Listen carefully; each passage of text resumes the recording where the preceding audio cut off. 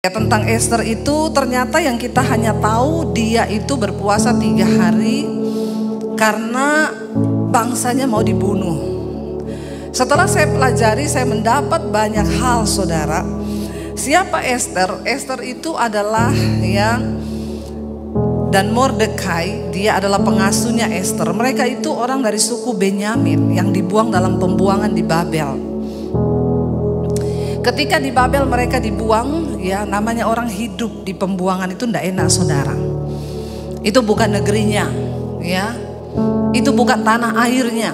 Terpaksa harus hidup di pembuangan, mengalami kesulitan, Lalu ketika satu saat, saudara, Ratu Wasti, yaitu ratu dari Raja Ahasiweros itu dihukum mati karena dia dipanggil raja dan dia tidak menghadap.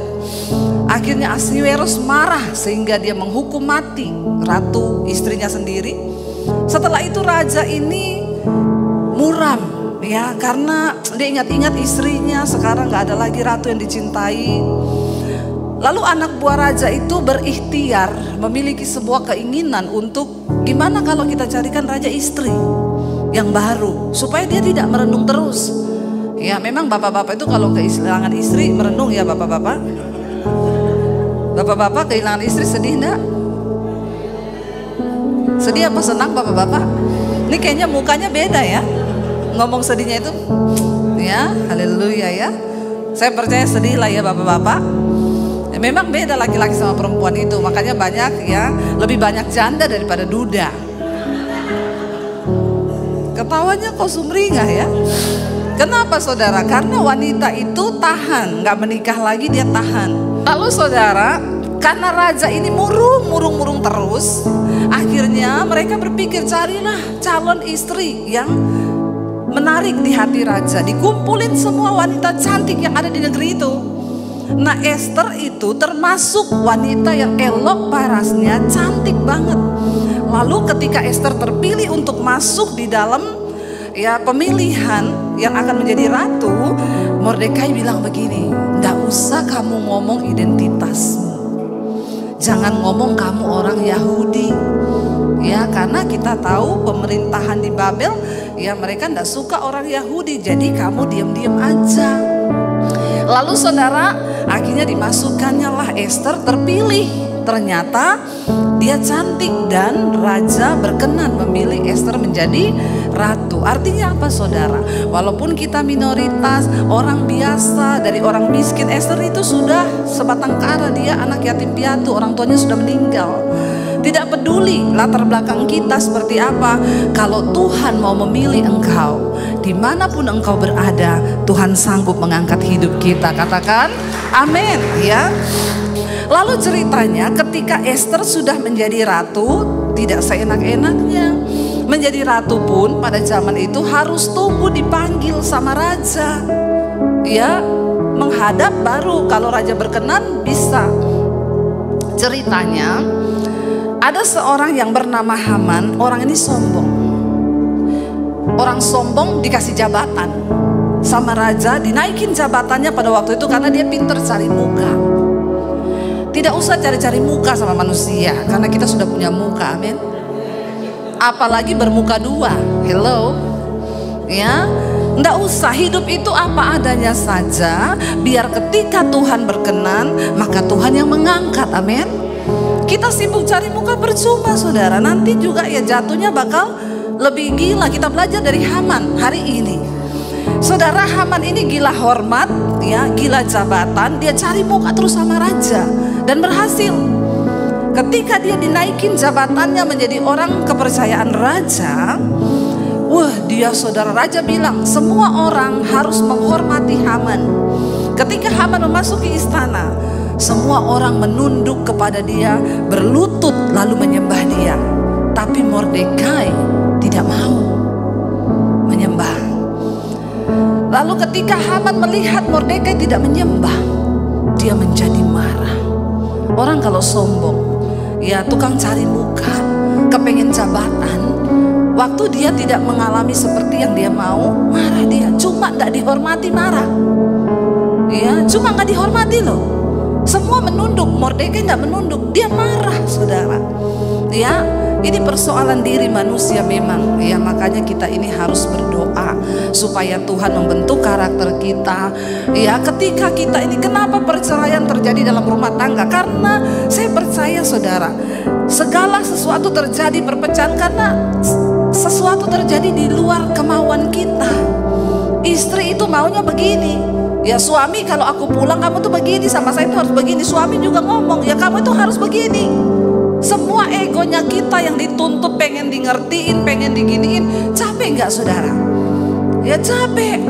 Ketika ekspektasi yang kita mau itu tidak terjadi. Haman, dia pengen disembah. Persoalannya cuma Mordekai tidak nunduk dan menghormati dia loh. Cuma itu persoalannya. Karena harga diri, merasa tidak dihormati, persoalan itu cuma itu. Ketika dia lihat Haman tidak menghormati dia, dia bilang gini, Mordekai tidak menghormati dia. Haman bilang begini, itu siapa ya Mordekai, orang Yahudi, terlalu kecil bagiku hanya untuk membunuh, menggantung dia di tiang gantungan. Bahkan sebangsanya yang masih tersisa di kerajaan ini akan aku musnahkan. Gila gak saudara? Sakit jiwa toh? Sakit jiwa cuma karena Mordekai tidak nunduk dan menghormati. Dia bunuh, dia pengen bunuh seluruh orang Yahudi. Dan karena dia itu pintar cari muka sama raja, dia menghadap sama Raja Ahasiweros. Raja, di negerimu ini ada satu bangsa, mereka itu gak tahu asal usulnya dari mana, tapi mereka itu gak tunduk loh sama aturanmu. Kasih aku kuasa Raja, untuk aku melakukan sesuatu kepada mereka, karena mereka tidak hormat sama kau. Saat itu juga Raja Ahasiweros mencopot cincin peraknya. Cincin pada zaman itu tanda materai. Orang membawa cincin raja, apapun yang dia lakukan berarti itu seizin raja. Terserah kata raja, ini cincinnya materai. Apapun yang kau mau lakukan kepada bangsa itu lakukan, aku menyetujui. Lalu berarti seluruh bangsa Yahudi yang masih tersisa di sana harus mati. Ketika Mordekai mendengar akan hal itu, dia pakai baju kabung. Semua orang Yahudi pakai baju kabung. Waktu Haman menulis undang-undang itu, bersiaplah. Orang-orang Yahudi akan dipancung mati dan harta bendanya akan diambil menjadi milik negara. Saudara bisa bayangkan kalau hal itu mungkin terjadi kepada kita. Saya suka membayangkan cerita di Alkitab itu ketika terjadi dalam hidup kita. Tiba-tiba keluar sebuah makluman atau hukum bahwa kita semua akan dibantai dan dibunuh. Bagaimana perasaan kita saudara? Ketakutan, stres, ya depresi pasti. Ini masalah nyawa. Lalu Mordekai menulis surat buat Esther, sampaikan pesan. Katakan kepada Esther, ya jangan berpikir karena kau ada di istana raja maka engkau akan luput. Coba kita buka dulu saudara. Nanti saudara pikir saya cuma cerita-cerita toh nggak ada ayatnya ya. Harus dibaca nih biar tahu saudara ya. Mari kita lihat dulu Esther pasal 3 ayat yang ke-5 sampai ayat yang ke-6. Esther 3 ayat 5 sampai 6. Di sana dikatakan begini saudara. Esther 3 ayat 5 sampai 6. Ketika Haman melihat bahwa Mordekai tidak berlutut dan sujud kepadanya, maka apa? Sangat panaslah hati Haman. Tetapi ia menganggap dirinya terlalu hina untuk membunuh hanya Mordekai saja. Karena orang telah memberitahukan kepadanya kebangsaan Mordekai itu dia orang Yahudi.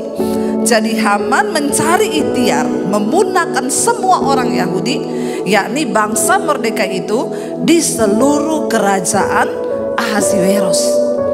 Ya, cuma gara-gara gila hormat. Kita ini tidak pernah tahu saudara, masalah apa yang ada di depan kita tidak tahu. Karena bayangkan, cuma gara-gara gila hormat satu bangsa akan dimusnahkan loh. Ini kan masalah yang serius. Hanya karena dari seorang pribadi yang kebetulan punya kedudukan dan dekat dengan raja. Saudara, kita nggak tahu loh. Mungkin masalah-masalah yang terjadi dalam hidup kita itu sebenarnya bagi kita, aduh, tadinya itu hal sepele, tapi kenapa bisa menjadi besar?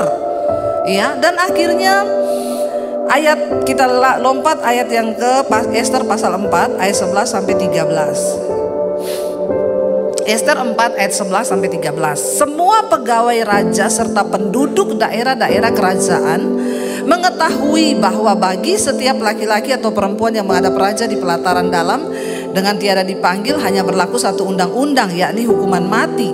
Hanya orang yang kepadanya raja mengulurkan tongkat emas yang dapat tetap hidup. Dan aku selama 30 hari ini tidak dipanggil menghadap raja. Waktu Mordekai itu ngomong ke Ester, kasih tahu Ester, ya dia juga orang Yahudi loh. Lalu Ester bilang, kamu tahu kan orang itu kalau nggak dipanggil menghadap raja nggak bisa.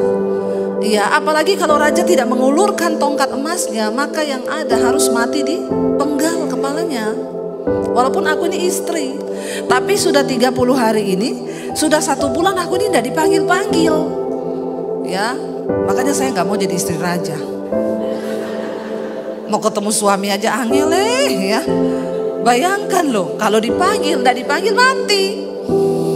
Lalu dia bilang, kasih tahu sama Mordekai, tidak gampang. Aku harus membujuk raja untuk membatalkan semua maklumat itu. Ya, Ester ini di dalam kebimbangan juga, saudara. Waktu dia sampaikan itu, lalu dikatakan di sana begini. Ketika disampaikan orang perkataan Ester itu kepada Mordekai, maka Mordekai menyuruh menyampaikan jawab ini kepada Ester. Lihat saudara, jangan kira apa? Karena engkau ya di dalam istana raja, hanya engkau yang akan terluput dari antara semua orang Yahudi. Jangan kira karena engkau permaisuri, kalau hal itu memang dilakukan, maka engkau sendiri pun tidak akan luput dari kematian, karena engkau adalah orang Yahudi. Artinya apa saudara? Mordekai mengingatkan kepada Ester bahwa jangan pikir loh, jangan engkau pernah merasa aman dengan hidup ini. Mungkin ketika engkau punya uang, engkau udah punya pekerjaan yang mapan, dan engkau lupa mendekatkan diri dengan Tuhan. Jangan berdiam diri loh. Hari-hari ini saudara, tidak ada di antara kita satupun yang harus merasa aman. Kita semua harus mengejar hubungan kita dengan Tuhan. Kita semua harus mengejar perkenanan Tuhan. Sebab hanya dekat dengan Tuhan saja kita akan merasa tenang. Amin. Bukan soal jumlah depositmu, bukan soal uangmu yang akan membuat engkau tenang, tapi mendekat dengan Tuhan itu yang membuat kita tenang. Lalu Mordekai bilang, sampaikan kepada Ester. Lalu Ester ayat 15, dia berkata begini, Ester 4 ayat 15. Maka Ester menyuruh menyampaikan jawab ini kepada Mordekai, ya. Pergilah, kumpulkanlah semua orang Yahudi yang terdapat di Susan dan berpuasalah ya untuk aku. Janganlah makan dan janganlah minum 3 hari lamanya, baik waktu malam, baik waktu siang. Aku serta dayang-dayangku pun akan berpuasa demikian. Dan kemudian aku akan masuk menghadap raja.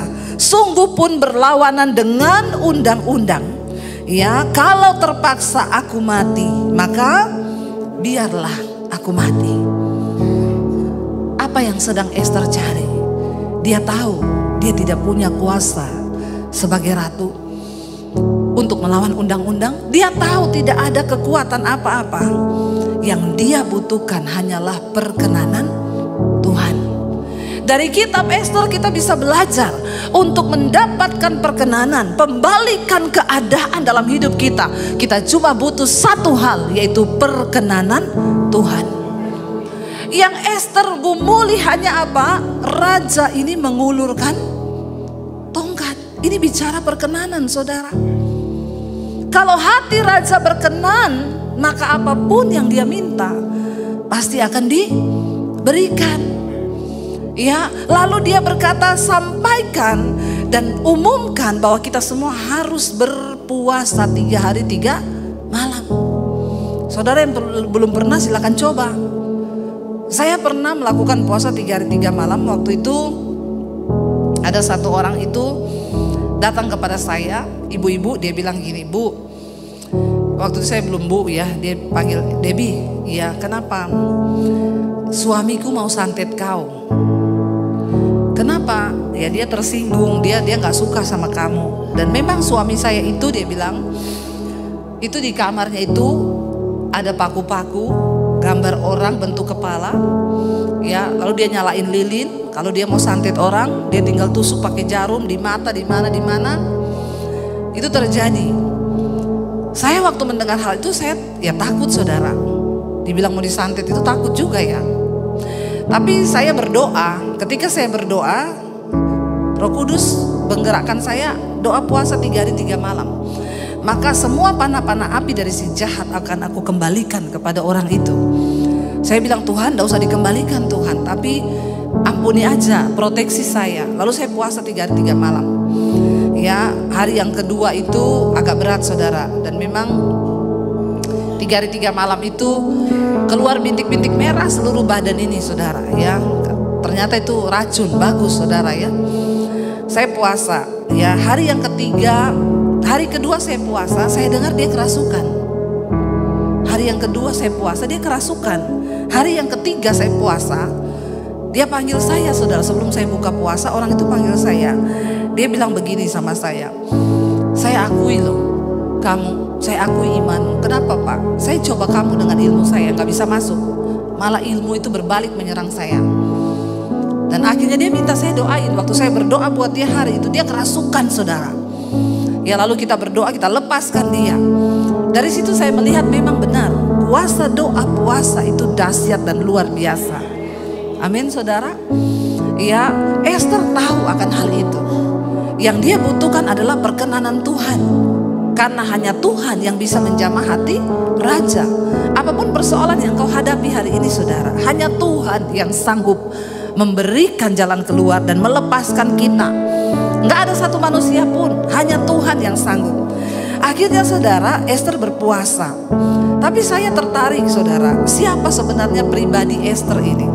Saudara tahu, ketika mereka itu dikumpulin untuk menjadi ratu, ya, di Esther pasal yang kedua, kita lihat bersama ayat 12 sampai 13. Esther 2 ayat 12 sampai 13. Tiap-tiap kali seorang gadis mendapat giliran untuk menghadap Raja Ahasiweros, Esther 2 ayat 12. Dan sebelumnya ia dirawat menurut peraturan bagi para perempuan selama 12 bulan. Sebelum menjadi ratu, mereka dirawat dulu selama 12 bulan menurut aturan yang ada semua perempuan. Sebab seluruh waktu itu digunakan untuk pemakaian wangi-wangian, 6 bulan untuk memakai minyak mur, dan 6 bulan lagi untuk memakai minyak kasai serta lain-lain wangi-wangian perempuan. Lalu gadis itu akan masuk menghadap raja, dan kalau dia dapat perkenanan raja, segala apa yang dimintanya itu akan diberikan kepadanya. Saudara, ternyata untuk mendapatkan perkenanan raja, seorang wanita yang akan menjadi permaisuri itu dilulurin, diwangi-wangiin selama 1 tahun 12 bulan. Dipakein 6 bulan itu minyak mur supaya tidak ada bau badan sedikit pun. Karena kalau dia masuk menghadap raja ada bau keringat, arti rohaninya apa, saudara? Kalau engkau ingin mendapatkan perkenanan Tuhan, jangan ada bau yang tidak senang di mata Tuhan. Jangan ada bau dosa di hidup kita yang membuat Tuhan jijik dan muak dalam hidup kita. Kemunafikan, segala hal-hal yang berbau dosa. Mungkin orang lain tidak lihat, tapi Tuhan itu maha melihat. Mari kita tinggalkan segala kenajisan, kepahitan, iri hati, kedengkian, ya, homoseksual, lesbian, ya. Kita tahu semua itu menentang hukum-hukum Tuhan. Jangan sampai kita hidup menjadi orang yang berbau busuk di depan Tuhan, dan bau kita itu najis sehingga Tuhan jijik. Boro-boro kita dapat perkenanan Tuhan, berhadapan dengan kita saja Tuhan tidak mau. Jangan ada yang menyimpan dosa, perselingkuhan, kepahitan. Buang itu semua. Kita tahu diri kita ini siapa. Cek diri kita. Dan Alkitab berkata, Tuhan menaruh hukum-hukumnya dalam hati manusia, supaya kita tahu mana yang berkenan kepada Tuhan, mana yang tidak. Engkau kepahitan sama orang, engkau tahu itu Tuhan tidak suka toh. Ya, lepaskan pengampunan. Tuhan, dalam nama Yesus, aku ini jengkel sama dia itu Tuhan, jengkel. Tapi karena firman-Mu berkata aku tidak boleh jengkel, dalam nama Yesus Aku ampuni dia Tuhan, aku lepaskan. Itu bukan untuk kebaikan orang itu aja saudara, tapi untuk kebaikan kita, supaya kita mendapat perkenanan Tuhan. Ya, jangan ada iri, dengki, jangan ada dosa-dosa, keterikatan, lihat film porno. Ya, orang tidak tahu. Tapi apakah Tuhan lihat apa tidak? Anak-anak muda, ya, lepaskan dirimu dari segala dosa agar engkau berkenan kepada Tuhan. Amin. Ya, kita berdoa saudara. Perselingkuhan suami-suami, istrimu tidak lihat engkau di luar. Ya, tetapi mata Tuhan melihat. Akhirnya Ester puasa. 3 hari 3 malam Ester berpuasa saudara. Lalu apa yang terjadi? Ya, lihat ketika Tuhan bekerja. Saudara tahu, pada waktu itu kalau kita lihat ya, dikatakan Ester 5 ayat yang pertama, pada hari yang ketiga Ester mengenakan pakaian ratu. Setelah dia puasa 3 hari, dia pakai baju ratu. Tadinya pakai kain kabung. Kain kabung itu warna putih, tanda orang merendahkan diri. Dia ganti baju, pakai baju ratu, pakaian ratu untuk menghadap raja. Berdirilah Ester di pelataran dalam istana raja. Tepat di depan istana raja, raja bersemayam di atas tahta kerajaan di dalam istana, berhadapan dengan pintu istana itu. Ini adalah saat yang sangat mendebarkan. Apakah Ester memperoleh perkenanan raja, atau sebaliknya dia dihukum mati karena sudah melanggar undang-undang untuk menghadap tanpa dipanggil? Tidak gampang saudara.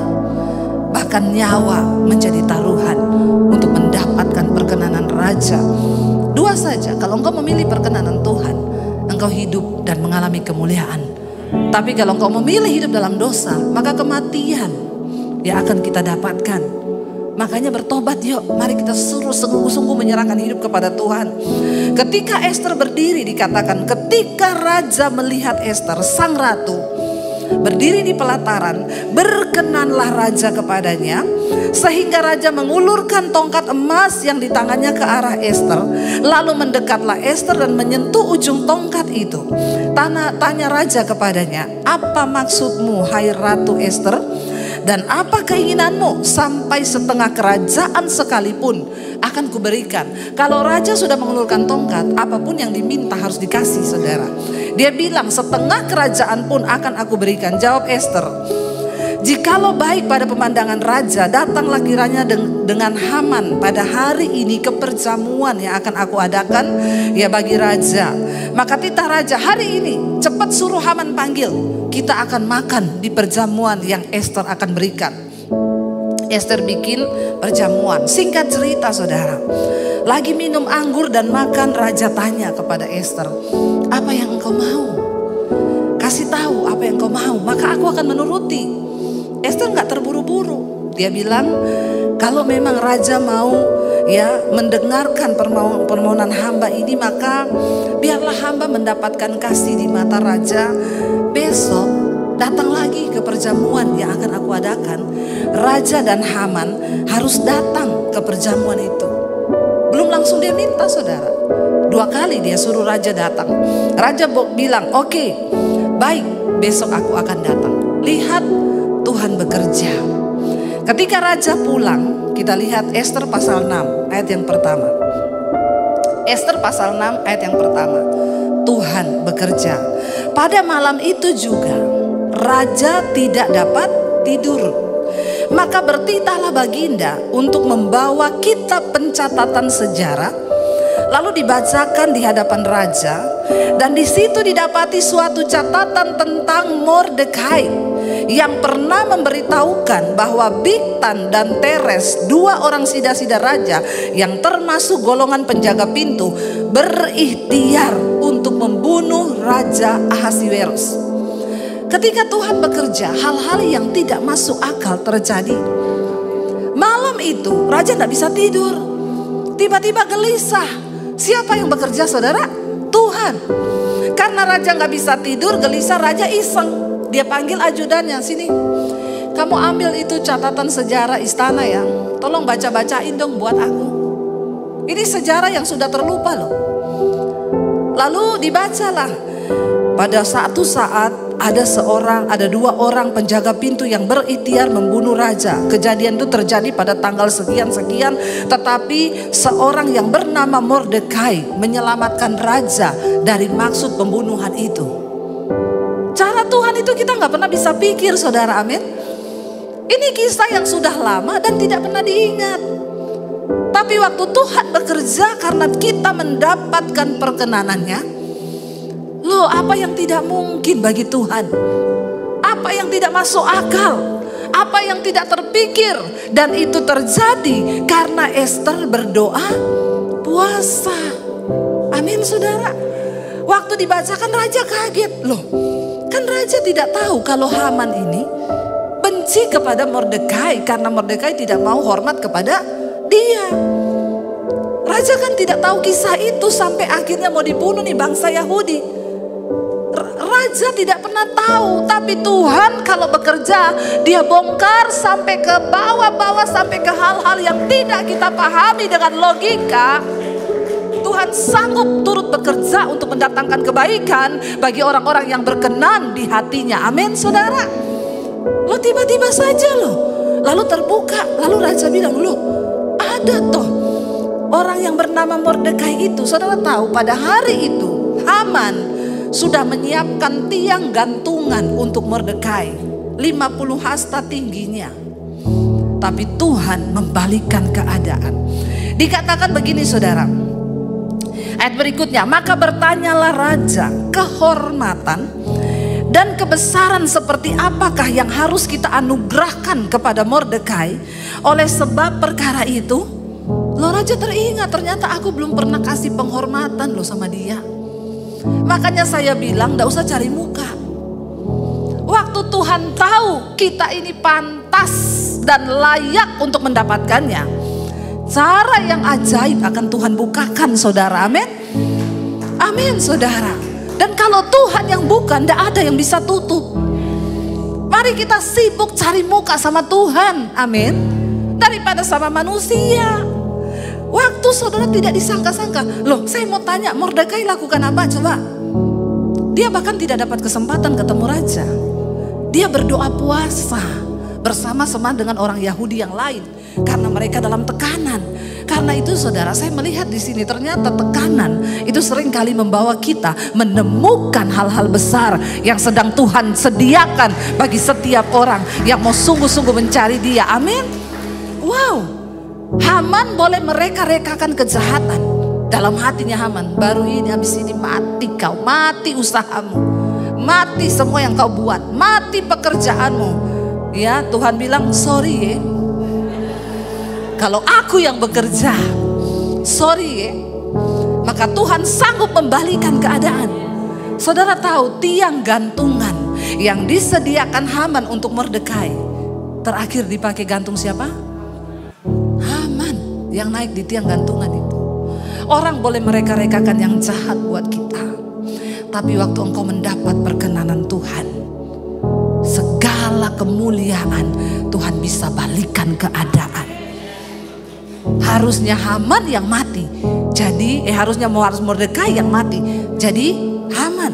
Lalu raja bilang begini, apa yang harus kita berikan kepada Mordekai? Kehormatan apa? Ternyata dia ini pernah berjasa. Mungkin jasa itu ditutupi selama ini. Ya, tapi waktu Tuhan yang membuka, jangan takut saudara. Mungkin hari ini usahamu gak dihargai manusia. Mungkin hari ini apa yang sudah engkau perbuat tidak pernah dihargai oleh siapapun juga. Tetap lakukan yang terbaik dan lakukan untuk Tuhan. Kalau sudah tiba saatnya, maka Tuhan yang akan promosikan. Dikatakan begini, kehormatan dan kebesaran apa yang harus dianugerahkan kepada Mordekai? Sebab segala perkara itu, jawab para biduanda, raja yang bertugas pada baginda, kepadanya tidak dianugerahkan suatu apapun raja.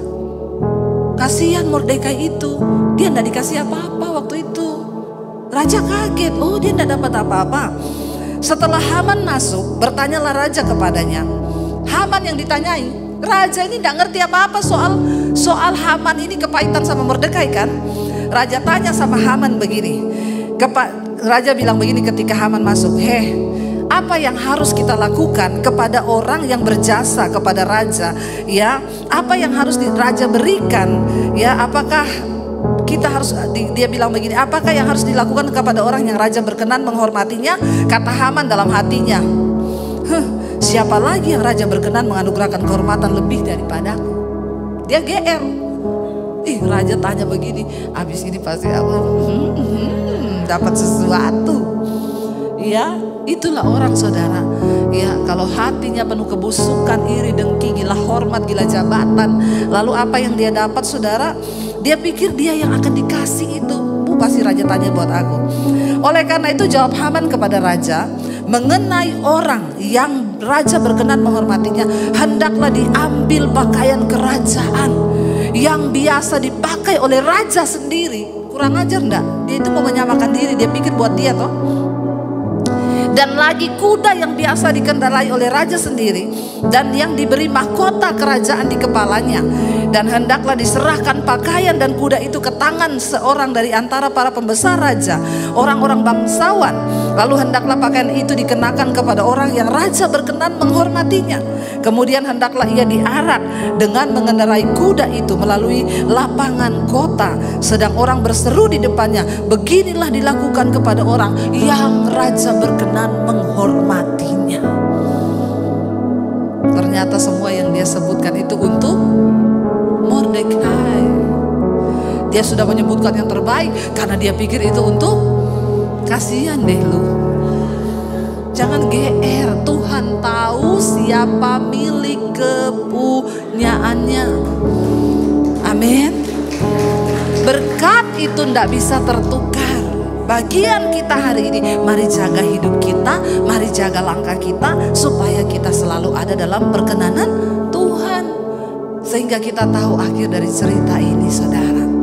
Ketika Ester mendapatkan perkenanan Tuhan, ketika Ester mendapatkan perkenanan raja, besoknya raja bertanya, apa yang kau mau? Lalu Ester memberitahukan, batalkan undang-undang yang sudah dibuat itu. Lalu akhir dari cerita kisah ini, Haman mati, dibunuh di tiang gantungan yang didirikannya bagi Mordekai. Mordekai diangkat menggantikan posisinya Haman. Ester pun mendapatkan kelegaan. Tuhan sanggup membalikan keadaan. Apa yang tidak mungkin bagi manusia itu mungkin bagi Tuhan. Yang kita butuhkan hanya penyertaan Tuhan. Waktu Tuhan beserta dengan kita, ketika Tuhan beserta dengan gerejanya di tempat ini, maka semua saudara, kalau kita melihat Tuhan sudah berkenan, gereja ini boleh ada menjadi berkat bagi kota ini, maka ambil berkat itu saudara. Saudara juga bilang, Tuhan aku pun mau mengalami itu. Aku pun mau mengalami apa yang sudah dialami oleh BMC, dari yang tidak mungkin menjadi mungkin.